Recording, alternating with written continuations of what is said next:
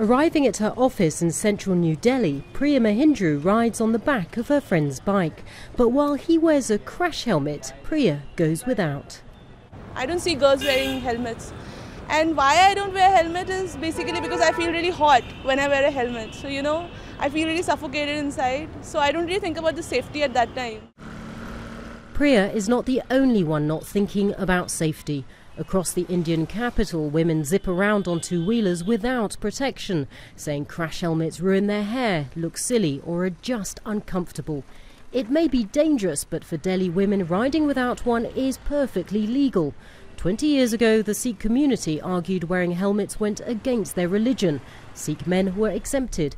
And as authorities said it would be too difficult to tell a Sikh woman from a non-Sikh, helmets were made optional for all women.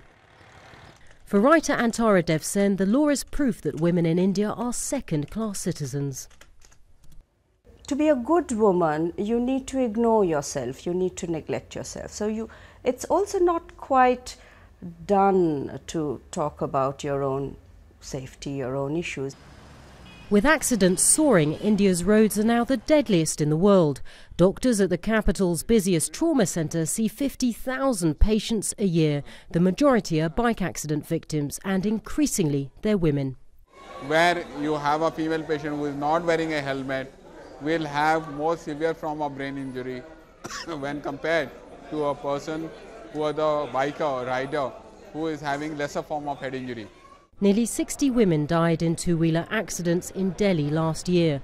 Thousands were injured, and pressure to change the law is growing. Unless the law makes it compulsory, the compliance to that safety concern is not that high. So maybe if you make a law where it becomes compulsory for everybody, then only maybe the number of women wearing helmet will go up. India recently approved tougher penalties for road traffic violations, but despite growing protest, Delhi shows no sign of making helmets compulsory for women, making the capital's roads particularly dangerous for half the population.